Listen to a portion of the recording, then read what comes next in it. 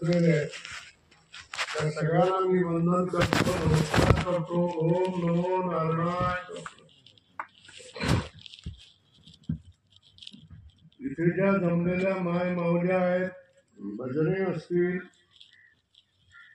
सामाजिक क्षेत्रामधले, राजकीय क्षेत्रामधले माणसं असतील, त्या सगळ्यांना देखील नमस्कार करतो आणि माझे थोडेसे विचार व्यक्त करतो.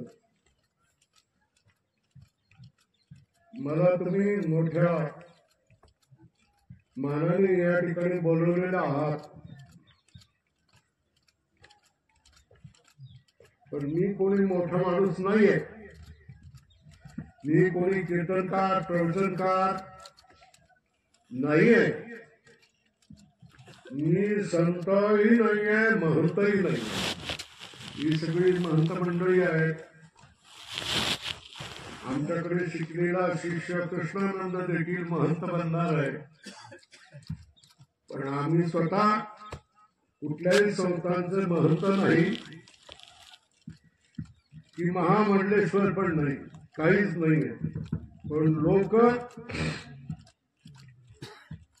नोये दास खरा तरी झालासे डांगोरा या उक्तीप्रमाणे लोक आम्हाला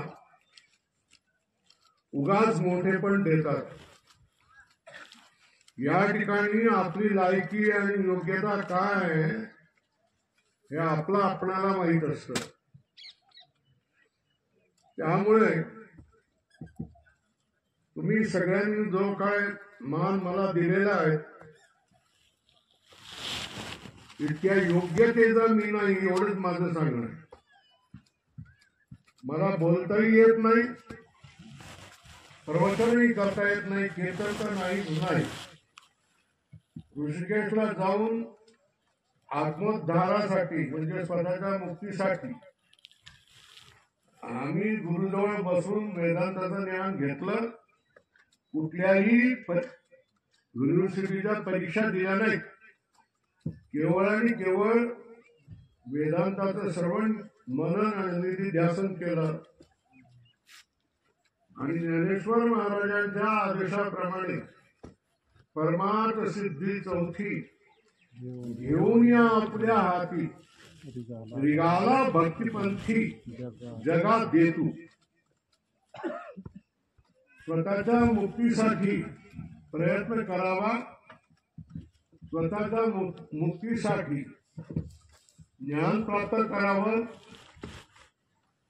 जगत प्रपंचाचं स्वरूप समजून घ्यावं आणि हा जगत प्रपंचाच्या पाठीमागे असणारं जे कारण आहे, मूळ तत्व आहे, त्या मूळ तत्वाला देखील समजून घ्यावं. या जन्मामध्ये तळहातावर असलेल्या आवळ्याप्रमाणे मुक्तीचा अनुभव घ्यावा, परमेश्वराचा अंगीकार अनुभवावा, परमेश्वराची कृपा दया अंगीकार हा सगळा अनुभवावा. या हेतूने आम्ही ऋषिकेश हरिद्वार ऋषिकेश या ठिकाणी गेलो होतो. या ठिकाणी 10 वर्ष सम्यक ज्ञान प्राप्त करून लालेवडगाव या मराठवाड्याच्या अगदी दुष्काळग्रस्त गावामध्ये आम्ही जाऊन राहिलो. आमच्या बरोबरच आम्हाला शिकवण्याची इच्छा असल्यामुळे शिकण्याची इच्छा असणारे लोकही आमच्या बरोबर सदैव असायचे आणि आम्ही त्यांच्यानी घेरलेलो असायचो. ते लोक आले, त्यांच्यासाठी अर्थातच राहण्याची व्यवस्था करावी लागली, खाण्यापाण्याची व्यवस्था करावी लागली आणि त्यांना आम्ही केवळ परमेश्वरावर भार घालून त्यांना आम्ही शिकवत राहिलो. जनता जनार्दनाच्या रूपाने देव आम्हाला आमच्या तोंडामध्ये 4 घास घालू लागला आणि आम्ही केवळ चिंतन मनन करत राहिलो. प्रपंचाचा न्याय आहे, जे तुम्ही पेराल ते उगेल. जे तुम्ही पेराल तेच तुम्ही कापाल.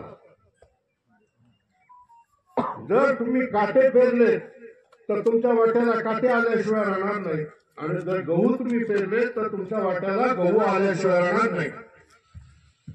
तुम्ही जर साधक पेरले तर तुमच्या वाट्याला साधकांचं पीक आल्याशिवाय राहणार नाही. तुम्हाला कोणीही कमी पडणार नाही, तुम्हाला साधक मिळाल्याशिवाय राहणार नाही. तेव्हा आम्ही साधक करण्याचं काम केलं. साधकासाठी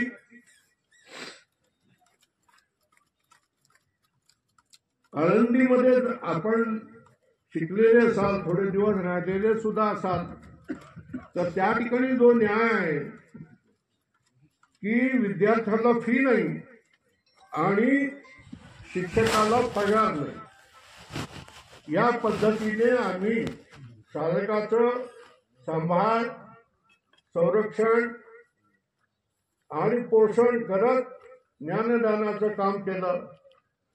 त्याच्यामुळे तुम्हाला हे अशा तऱ्हेचे साधकाचं पीक आलेलं दिसतंय. आणि ही साधक मंडळी जिथे तिथे जाऊन धर्माच्या प्रचाराचं काम करत आहे. सगळ्याच भागामध्ये आपल्याला आश्रम दिसतात, मठ दिसतात. प्राचीन काळामध्ये कोणी फारसं शिक्षण नसलेला परंतु परमेश्वरावर परमश्रद्धा असलेला साधू महापुरुष कुठल्या ना कुठल्या तरी गावामध्ये जाऊन राहायचा. गावातली मंडळी त्यांची सगळी सोय करायची, त्यांना एखादं घर बांधून द्यायचे. ते संन्यासी व्रताने राहायचे. गावकरी जे देतील, भाजीपोळी देतील ते भाजीपोळी द्यायचे, खायचे आणि गावाला वळण लावायचे. गावामध्ये धर्माचा प्रचार करायचे. त्यांच्या परंपरा झालेल्या जिथे तुम्ही बघितले तर कितीतरी लोकांच्या समाध्या दिसत आहेत, महापुरुषांच्या समाध्या दिसत आहेत.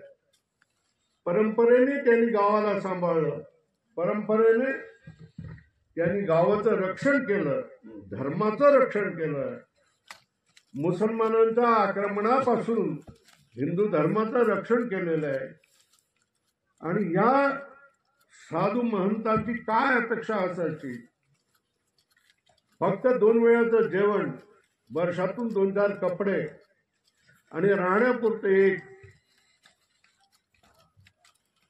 कसली तरी झोपडी, कुटिया ज्याला म्हणतात, कुटिया. याच्यापेक्षा काहीही त्यांना जरुरी नव्हती. पण त्यांनी आनंदाने गावाचं रक्षण केलं, गावाची व्यवस्था केली, गावाला धर्माच्या नावाने वाढवलं, मोठं केलं. आज आम्ही ज्या वेळेला फिरतो, बघतो, त्यावेळेला मठ उजाड झालेले दिसतात. मठावर कोणीही नाही आहे. मठाच्या जमिनीवर दुसरे आक्रमण करतायत. मठाच्या जागेवर दुसरे लोक घरं बांधतायत. मठाच्या जे देवस्थान आहे त्या देवस्थानांमध्ये पूजा सुद्धा करायला कोणी नाही आहे. अशा तऱ्हेची परिस्थिती आपल्याला दिसते. ही परिस्थिती का आहे याचा विचार केला तर बरं होऊन जाईल असं मला वाटतं. ही परिस्थिती यासाठी अशामुळे आलेली आहे की आपण जशा तऱ्हेने देवासाठी निघालो, देवासाठी संन्यास घेतला, तशाच तऱ्हेने पुढची पिढी तयार होण्यासाठी आपण प्रयत्न करायला कमी पडलेलो आहोत. हा याचा महत्वाचा भाग आहे. ज्ञानम संन्यास लक्षण. संन्यासाचं लक्षण काय तर ज्ञान आहे. तर संन्यासाने ज्ञानाचा विचार दिला पाहिजे. ज्ञानाचा विचार दिला पाहिजे तर स्वतः ज्ञानाचा विचार केला पाहिजे. स्वतः जर ज्ञानाचा विचार केला नाही तर तो दुसऱ्याला ज्ञान देऊ शकणार नाहीये. आपण केवळ मठावर बसून जर खात पीत राहिलो आणि जमीन सांभाळत राहिलो तर मठाची व्यवस्था पुढे होणार नाही, मोठा होणार नाही. मठ म्हणजे गजबज असली पाहिजे. गजबज म्हणजे लोकांचं आवागमन तिथे असलं पाहिजे. लोक शिक्षणासाठी आलेच पाहिजेत, धर्माच्या कामासाठी आले पाहिजेत. आणि तसं जर नसेल, 01 माणूस त्या मठामध्ये बसू नये आणि काही माणसं त्याची जर सेवा करतायत तर असे मठ जास्त दिवस टिकू शकणार नाही. त्या मठाची चिन्ह दिसतील तुम्हाला, पण व्यवहारामध्ये त्या मठाचा काहीही उपयोग असणार नाही, हे स्पष्टपणे मी सांगतोय. आणि याच्यासाठी बाहेरची जी परिस्थिती बिघडते आहे त्याचा तुम्ही आपण सगळ्या जणांनी विचार केला पाहिजे. आपले जे दलित आहेत, आपले जे आदिवासी आहेत, या दलित आणि आदिवासींना ख्रिश्चन मंडळी ख्रिश्चन करून घेत आहेत, जबरदस्तीने ख्रिश्चन करून घेत आहेत, पैसे देऊन ख्रिश्चन करून घेत आहेत. मुसलमान मंडळी मुसलमान करून घेत आहेत, आपल्या मुलीला पाठवत आहेत आणि त्यांच्याशी निकाह करतायत. ही सगळी परिस्थिती विचित्र झालेली आहे. याचं कारण आपल्या समाज व्यवस्थेच्या जे दुर्गुण किंवा दोष आहेत हे आपण जाणायला तयार नाही आणि त्याच्यावर निवारण करायलाही देखील तयार नाही होत. पहिली म्हणजे संन्यासाचे मठ हे मुख्यतः साधकांसाठी असायचे. साधक त्या ठिकाणी येतील, राहतील, त्यांची जेवणाची आणि सगळ्यांची व्यवस्था होईल आणि ते ज्ञान ग्रहण करतील. आणि ज्ञान ग्रहण केल्यानंतर विखरून जाऊन सगळ्या भागाभागामध्ये देखील तशाच तऱ्हेने ज्ञानाचा प्रचार करतील. आज हीच गोष्ट 100 वर्षापूर्वी जोग महाराजांनी जाणली. गावोगावामध्ये दिंडी पताका घेऊन हिंडणारा आणि पैसे मागणारा किंवा माधुकरी मागणारा वारकरी माणसाला त्यांनी पाहिलं. ह्याला काहीतरी शिक्षण दिलं पाहिजे, कीर्तनाचं शिक्षण दिलं पाहिजे. याच्यासाठी त्यांनी प्रथम 100 वर्षापूर्वी आळंदीमध्ये संस्था काढली. वारकऱ्यांना शिक्षण देण्याचा प्रयत्न केला त्यांनी. आणि आज त्याचं तुम्हाला दिसेल की केवढं तरी मोठं पीक तुम्हाला आलेलं दिसेल. कितीतरी कीर्तनकार, कितीतरी प्रवचनकार, कितीतरी पटवाजे, कितीतरी गायक, ह्यांचं मोठं पीक आलेलं तुम्हाला दिसून येईल. हे काय करतात, कसं करतात, त्याच्यामध्ये सुद्धा दोष कसे निर्माण होतात ही गोष्ट वेगळी आहे. पण आज तुम्हाला अशी माणसं जागोजागेला दिसून येतात. महाराष्ट्राचा हा महत्वाचा विठ्ठल संप्रदाय, हा महत्वाचा संप्रदाय. आपण संन्यासी लोक जरी असलो, प्रारब्धाने संन्यासी झालेलो असलो, दैहिक वस्त्र धारण केलेलं असलो, तरी लहानपणामध्ये, तरुणपणामध्ये कधी ना कधीतरी आपण या वारकरी संप्रदायाच्या संपर्कामध्ये होतोच होतो. आणि त्यांची प्रेरणा घेत घेत आपण काशीला किंवा ऋषिकेशला असे जात आपण शिक्षण घेत आहे. मला महत्वाचं सांगायचं आहे की धर्मप्रचार जर तुम्हाला करायचा असेल तो धर्मप्रचार तुम्ही होम हवन एवढ्याच गोष्टीने होणार नाही, तर त्याच्यासाठी धार्मिक शिक्षण देणं, लोकांकडून धर्माचे अनुष्ठान करवून घेणं, या गोष्टी महत्वाच्या आहेत. माझ्याजवळ असणाऱ्या सगळ्याच साधकांना, ज्यांनी आपले आश्रम स्थापलेले आहेत किंवा संस्था काढलेल्या आहेत किंवा जागा केलेली आहे, त्या सगळ्यांना मी सांगतोय की तुम्ही एक तरी गुरुकुल सुरू करा. काय करा? एक तरी गुरुकुल सुरू करा. वारकरी शिक्षण संस्था करा. शाळेत जाणाऱ्या मुलांना तुम्ही काय करा, ठेवा त्या ठिकाणी. 50-60 मुलं तरी तुमची त्या ठिकाणी असली पाहिजे, गावामध्ये असली पाहिजे. त्या मुलांना सगळ्या तऱ्हेचं शिक्षण द्या.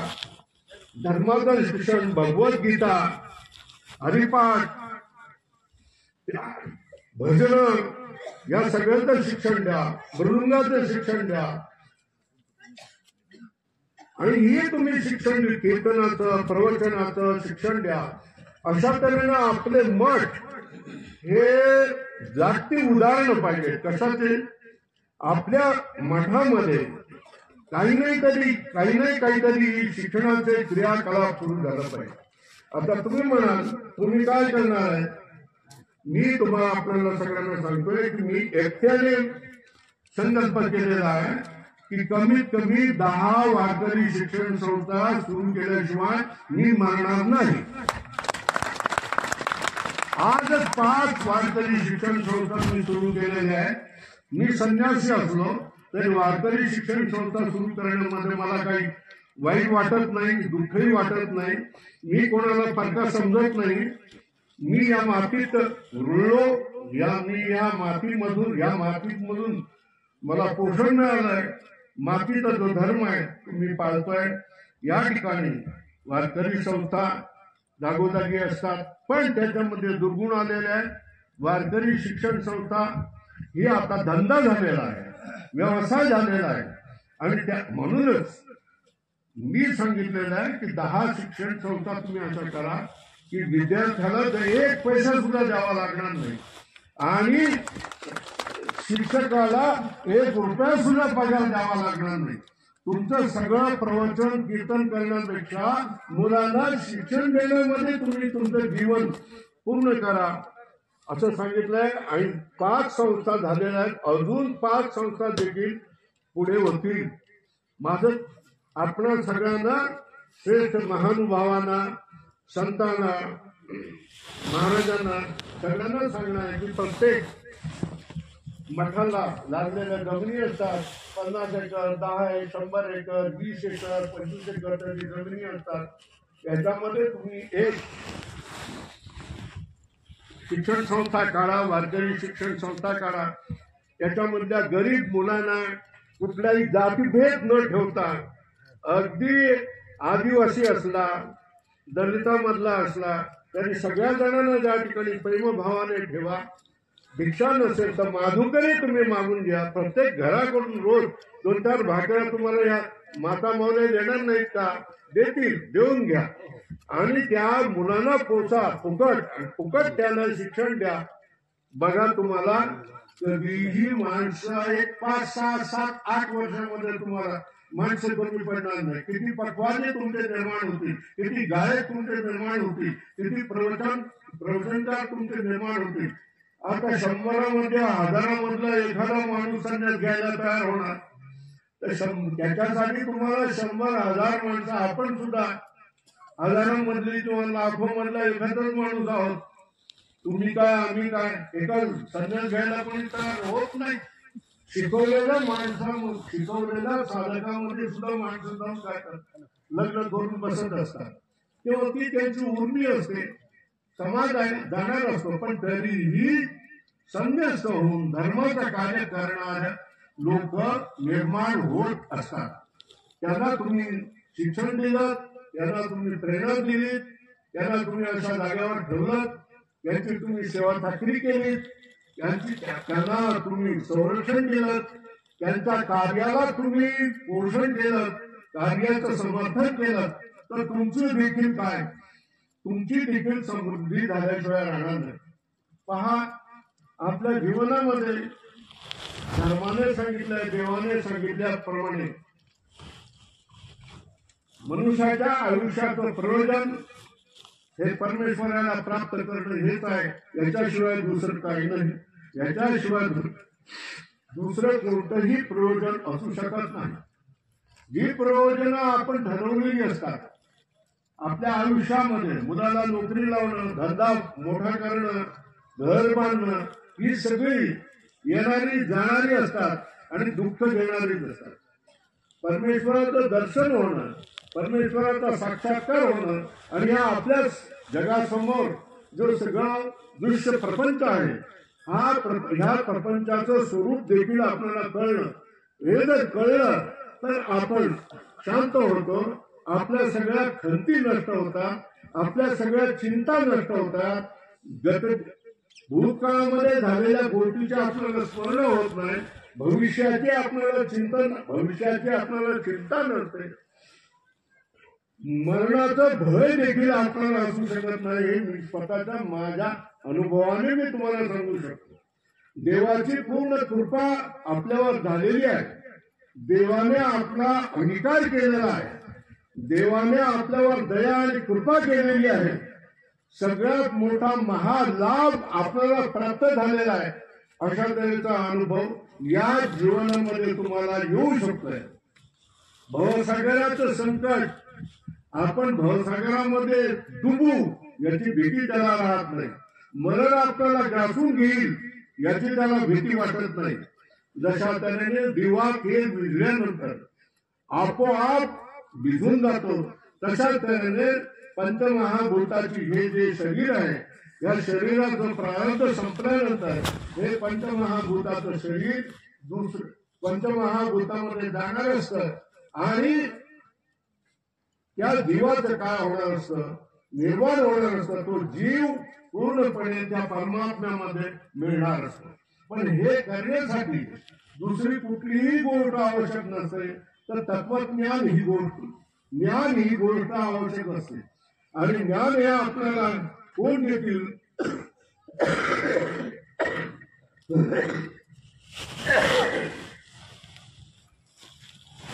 तद्विधी परिपातेन परितष्टेन सेवया उपदेक्षन्ते ज्ञानं ज्ञानिन तत्वदर्शी. आणि हे ज्ञान तुम्हाला कोण देतील? तत्वदर्शी ज्ञानी महात्मे हे तुम्हाला ज्ञान देतील. जीवनाचं रहस्य सांगतील, परमेश्वराचं रहस्य सांगतील, प्रपंचाचं स्वरूप तुम्हाला सांगतील. पण त्याच्यासाठी तुम्हाला काय केलं पाहिजे? त्या महात्म्यांच्या जवळ गेलं पाहिजे. त्या महात्म्यांची सेवा केली पाहिजे. त्या महात्म्यांना परिपाक केला पाहिजे. आणि त्यांच्या रिकाम्या वेळेला त्यांना प्रश्न विचारले पाहिजे की हे जगाचं स्वरूप सांगा, मी कोण आहे ते मला सांगा, माझा आणि परमात्म्याचा काय संबंध आहे हे सांगा. गोष्टी याच साधू संतांजवळ याच गोष्टी केल्या पाहिजे. साधू संतांची कृपा म्हणजे तुम्हाला मध्य माणसाला अमर बनवणं आहे. मी मरणार आहे, माझ्या पाठीमागे मरण आहे, अशी ती भीती प्रत्येक जीवाला असते. ती जीवाची भीती काढून टाकून नाही मी अमर आत्मा आहे, माझं मरण कधीच होत नाही. शरीराचं मरण झालं तरी आतमध्ये असणारा जो जीवात्मा मी आहे, आत्मा आहे, हा आत्मा मी कधीच मरत नाही. असा अनुभव आपल्याला आल्यानंतर स्वतःला अज्ञानी मानणारा, दुःखी मानणारा, पराधीन मानणारा, सतत चिंता करणारा जीव हा मुक्त होऊन जातो. या जीवामध्ये, या आयुष्यामध्ये मुक्त होऊन जातो. आपलं स्वतःचं स्वरूप त्याला या जीवनामध्ये दिसून येतं. पण यासाठी साधू संत समागमी धरून आवडी करावी तातडी परमार्थीची. तुकाराम महाराज म्हणतात, संत समागमामध्ये, साधू संतांच्या समागमामध्ये आवड धरा, संत समागम करा. आणि संत समागम तुम्ही केल्यानंतर परमार्थाची तुम्ही आवड धरा. केवळ अशा तऱ्हेचे समारंभ झाले, त्या समारंभामध्ये आपण हजेरी लावली एवढंच आपलं कर्तव्य नाही. हे मन शुद्ध होण्यासाठी आपल्या पातळीवर, आपल्या घराच्या पातळीवर, व्यक्तीच्या पातळीवर आपल्याला प्रयत्न केले पाहिजे. देवळात जातो, देवाच्या पायावर पाणी ओततो, पाणी ओतलं थोबाडीत मारून घेतो, तिथे असलेलं शेंदूर आपल्या डोक्याला लावतो आणि निघून येतो. सगळं काम करायला मोकळा होऊन जातो. एवढंच आपलं कार्य देवाचं असता कामा नये. तर मी पुन्हा सांगतोय की आपल्या घरामध्ये आपण धार्मिक ग्रंथ आणून ठेवले पाहिजे. आम्ही येऊ आणि आता जाऊ, मग तुम्ही काय करणार? नवी फुंकली सोनाराने इकडून तिकडे गेले वारे, अशा तऱ्हेने व्हायला नको. तुम्ही काहीतरी संकल्प करावे, काही नाही काहीतरी तुम्ही कल्याणाच्या गोष्टी मनामध्ये धराव्यात. आज स्वामी आले, एवढ्या साधू संतांचं दर्शन झालं, तर आम्ही आपल्या जीवनामध्ये काहीतरी परिवर्तन करणार, बदल करणार असा तुम्ही निश्चय करा. तुम्ही जी कर्मठ माणसं असतात ती बघा, कर्मठ वारकरी माणसं असतील ना. मी एकदा एका ठिकाणी एका गावामध्ये गेलो होतो, अचानक गेलो, त्याला माहित नव्हतं. घरामध्ये त्या बायकोने त्या तुळशी जवळ रंगमाळा काढली होत्या, रांगोळी काढलेली होती. त्याची आई आहे, ती जप करत होती, सकाळच्या वेळेला जप करत होती. मला बघितल्यावर तिला समजेना की साधूला जाऊन स्वागत करावं की जप करत राहावं. पण तिचा एक मिनिटात तिने बदलला की जप करीत राहावं असा त्याने निर्णय केला. मी तिथे उभा असताना सुद्धा ती जप करत राहिली. तिचा संपूर्ण जप संपेपर्यंत मी त्या ठिकाणी उभा राहिलो आणि नंतर त्या ठिकाणी स्वागत दिवस झालं. पण सांगण्याचं काय, जी कर्मठ माणसं आहे ती आपल्या सकाळच्या पाराला निदान 50, 60, 100 माळा जप करा. आमच्या त्या ठिकाणी मी जिवंत आहे तोपर्यंत 1 कोटी जप करणार. रामकृष्ण हरी हा 1 कोटी जप करणार. त्या ठिकाणी वारकरी संप्रदाय इकडे तुम्ही असाल तर ओम नमः शिवाय सांगा. ओम नमः शिवाय काय, रामकृष्ण हरी काय, एकच आहे.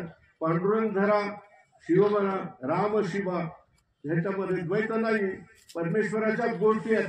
तेव्हा तुम्ही कुठेतरी अशा तऱ्हेने आज आलायत ना, माझं ऐकतायत ना, तुम्ही मला जाण्याच्या पूर्वी सांगा, मला नका सांगू, कृष्णानंदना सांगा की 1 कोटी जप माझ्या आयुष्यात मरायच्या पूर्वी मी केल्याशिवाय मी मरणार नाही.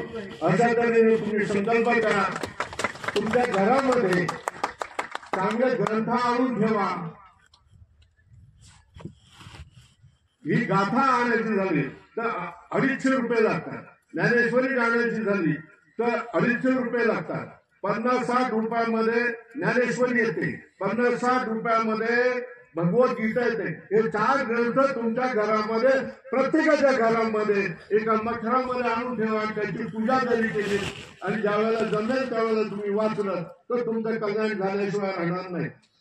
जर तुमच्या घरामध्ये चांगले ग्रंथ आलेले असतील, संतांचे ग्रंथ आलेले असतील तर तुमच्या घरामध्ये अवदसा येणार नाही, व्यसन येणार नाही, दुसऱ्या गोष्टी येणार, घाण गोष्टी पाप तुमच्या घरामध्ये यायला घाबरतील. तेव्हा तुम्ही विशेषतः भाविक महिला मंडळीने पुरुषाला सांगून आग्रह धरावा. किंवा तुम्ही आळंदीला गेलात किंवा पंढरपूरला गेला तर ही पुस्तकं आणून तुमच्या घराच्या मखरामध्ये, देवाच्या मखरामध्ये ठेवून द्यावी. आणि जर जमली तर त्याच्यामध्ये 10 ओव्या रोज म्हणाव्यात. आणि ह्या 10 ओव्या म्हटल्यानंतरच बाकीची कामं सुरुवात करावी. भजनाच्या बरोबर तुम्ही बसा, भजन थोडीशी शिका. 10-12 अभंग तरी म्हणता आले पाहिजेत. 10-12 काकड्याचे अभंग तुम्हाला म्हणता आले पाहिजेत. तुम्ही ठरवलं तर होऊ शकतं. साधनं खूप आहेत. आता घराघरामध्ये मोबाईल आलेला आहे. मोबाईल मध्ये युट्यूब तुम्ही उघडल्यानंतर तुम्हाला हवा तो काकडा मिळू शकतो, हवे ते भजन तुम्हाला मिळू शकतं. आणि त्याच्या सुरा सकट आपण काय करू शकतो म्हणू शकतो. ही जर एक अभंग तुम्ही 10-12-15 वेळेला जर ऐकला तर तो अभंग तुमचा पाठ होऊ शकतो. तो हे अशा तऱ्हेचा तुम्ही संकल्प करा की मी 10-12 तरी अभंग पाठ करीन. 10-12 तरी सकाळी अभंग 10 काकड्याचे 10-12 अभंग पाठ करीन. मी हरिपाठ पाठ करीन. मी संध्याकाळच्या वेळेला भजने देवळात ज्या वेळेला बसतात त्यावेळेला भजनाबरोबर जाऊन 10-12 अभंग तरी पाठ करीन. अशा तऱ्हेने तुम्ही संकल्प करा. तरच अशा तुमच्या स्वतःच्या जीवनामध्ये धर्माच्या विषयी तुम्ही क्रियाशील अशा तऱ्हेने झाल्याशिवाय स्वतःचे कल्याण होऊ शकत नाहीये. आणि हे प्रसंग अशा तऱ्हेने जे प्रसंग असतात, कीर्तन, प्रवचन, सप्ताह, हे सोहळे जे असतात, हे सोहळे हे याच्यासाठीच असतात की तुम्हाला प्रेरणा मिळावे म्हणून. आम्हाला काय मिळण्याची गोष्ट नाही, जे मिळायचं ते आम्हाला मिळालं आणि ह्याच्यापेक्षा लौकिक गोष्टीमध्ये आम्हाला कशाचीच जरुरी नाही आहे. देव आमच्या भोवती मागे पुढे आजूला बाजूला उभा आहे याची आम्हाला जाणीव आहे आणि तो सगळा योगक्षेम आमचा काय करतोय हे आम्हाला याचा अनुभव आहे. तेव्हा जी गोष्टी करायची आहे ते तुम्हाला तुमच्या जीवनामध्ये करायचं आहे. तुमच्या जीवनामध्ये मुक्तीचा आनंद मिळायचा असेल तर तुम्ही संकल्प सोडा, तुम्ही संकल्प करा. हा स्वामीजी आजपासून मी असा करते की मरायच्या अगोदर 1 कोटी मी जप करते, रोज मी 10 माळा जप करते, रोज मी 10 ओव्या ज्ञानेश्वरीचा म्हणते, रोज मी 5 अभंग म्हणते. अशा तऱ्हेने किंवा म्हणतो अशा तऱ्हेने तुम्ही करा. देव तुमच्या बरोबर राहील, सगळं पुण्य तुमच्या बरोबर राहील, तुमच्या जीवनामध्ये सुख येईल, तुमच्या जीवनामध्ये आनंद येईल, तुमच्या जीवनामध्ये कला येणार नाही, तुमच्या जीवनामध्ये दुःख येणार नाही आणि सदैव देवाच्या पायावर तुमची नजर राहून देव तुम्हाला मुक्त केल्याशिवाय राहणार नाही. हे झालं आशीर्वचन, याच्यापेक्षा जास्त बोलणं नाही. पुंडलिक वरदा हरी विठ्ठल श्री ज्ञानदेव तुकाराम पंढरीनाथ भगवान की जय. माऊली ज्ञानेश्वर महाराज की जय. संत तुकाराम महाराज की जय. नमः पार्वती पते हर हर महादेव.